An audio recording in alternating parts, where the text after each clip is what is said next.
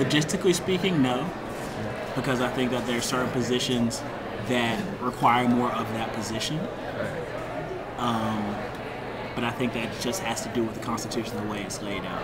So that doesn't really have to do with gender. It's more of just like the responsibilities of that position. Yes, and so and the person in that position can be male or female.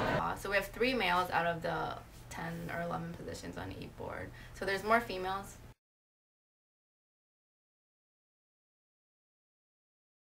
Actually, gender does have significance, but only on the basis of singing parts.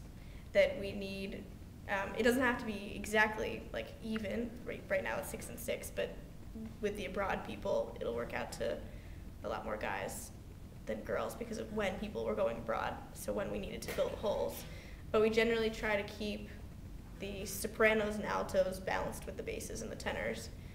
So there have been years when we're taking new people, and it's like, well, we just don't need any girls. We have all the sopranos and altos parts covered, and like there was one year where we took 2 guys and no girls, and then midway through the year I think we picked up a girl, maybe. But yeah, so I would say it does, but not because we need like certain things of them, except for voice part. I know.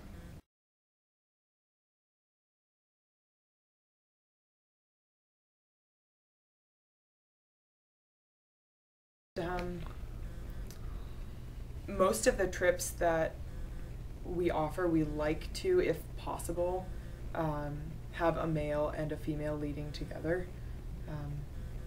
And I think that is sort of something that was established a long time ago, and it's to sort of give, or the way it's been explained to me, there are 2 directors in Davidson Outdoors, and they have been here for a long time, and the way it's been explained to me by them is that gives a lot of availability for different opinions, and I found that when I'm leading with males, sometimes they have a different viewpoint that I have, but the same is true if I'm leading with a female.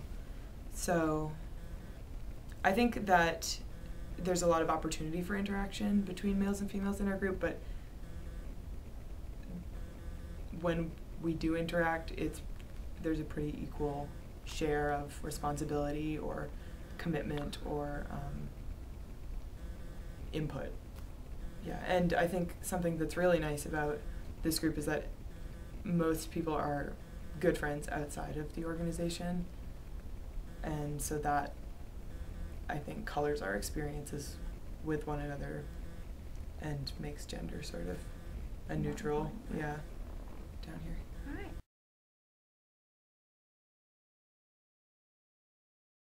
I would say just Jackie and I will probably initiate things just because we're presidents, and then of course if we're like decorating posters or making decorations, PowerPoints or stuff like that, sometimes the males will be like, oh, I'm not that artsy or creative, and they'll let the females who are more artsy take over, and the guys are more like distributing flyers, I guess.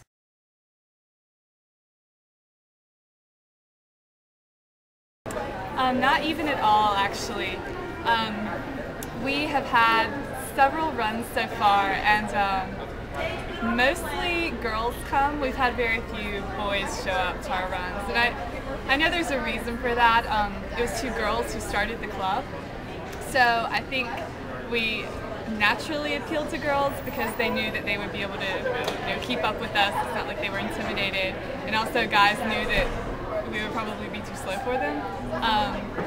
So let's see, we've had guys come on 2 different days.